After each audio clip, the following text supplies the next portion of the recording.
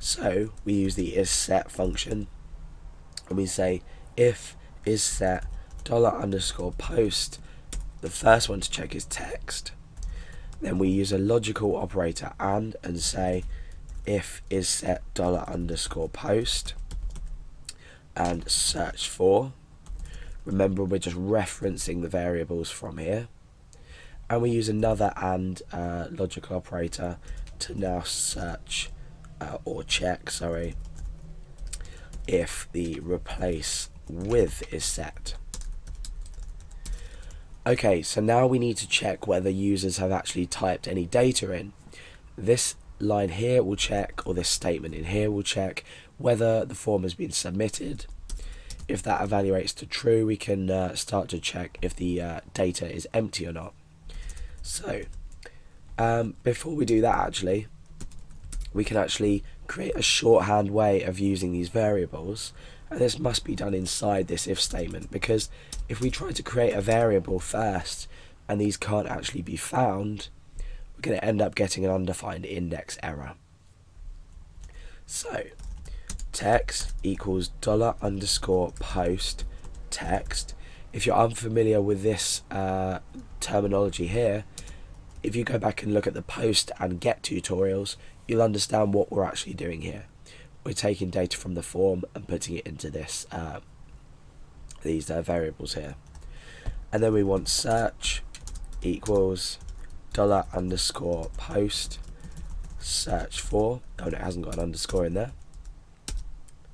And then we want replace equals $_post, and that is replace with. So let's just echo these variables out to make sure that they that everything's working up until now. These will be with no spaces in between, so if I just put 1 in there, 2 in there and 3 in there, that's a really good way to check, because if we click find and replace, we can see that 1, 2 and 3 have both been submitted through. We've checked for the form submission. If we click it and the form hasn't submitted, nothing happens, but if we do, we return this data. So let's get rid of that, that and that. Now what we can do is check whether they have actually typed anything in.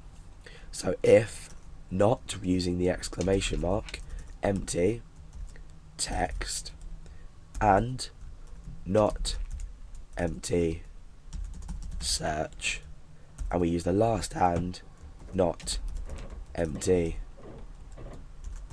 replace, then do something. Otherwise, we want to say please fill in all fields. So let's just type something here to check that this check is working. I'm just going to type OK with capital letters. Let's return to our index page and type 1 in here and 2 in here, but not 3 in here, and let's see what happens. So you can see now we've got this error message that we've predefined. Let's fill in 1, 2 again, and 3 again, and we'll see what happens here. And we'll return with OK. So we know at this stage that our form validation is working. So inside here, we can write the code that is actually going to process and return this. So let's create a bit of space in here for ourselves. Okay, so the first thing we need to do is we need to predefine a variable up here called offset.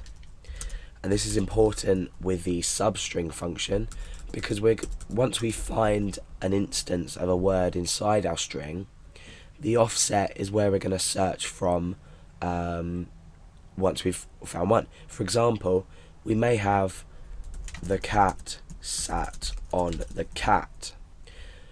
If we want to search for cat and replace it with, say, dog or monkey, as I used in my last example, it's gonna find cat here, and it's gonna make the replacement. Then it's gonna need to start from after this and also replace the last instance of it.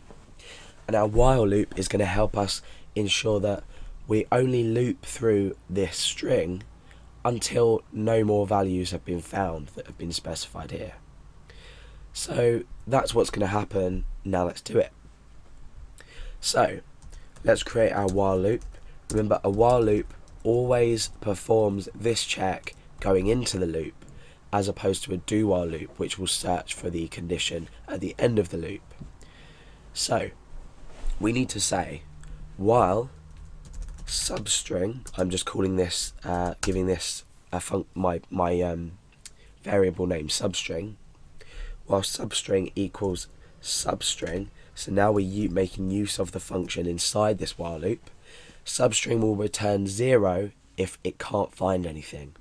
Therefore, this will evaluate to false. So we need to search inside text, and we are in fact, I've completely messed this up because we're not actually using the substring function. I got a bit confused.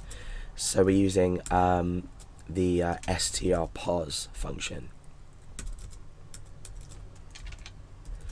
Obviously the strpos function is going to return us the offset or the location of a specific string, where it is. So strpos equals the function strpos. We're searching in text, we're searching for this search value, and we're going to specify the offset here. Now, because the offset originally starts at 0, we're searching from the start of this text variable, which equates to this text here. What we're then doing is searching for what we've specified in the form here, and then when it reaches, let's say we were searching for cat inside the cat sat on the mat, when it reaches the word cat and finds it, this strpos variable here will be equal to the location. Then what we can do with the location is we can say, well, I want this plus the amount of characters in our search term.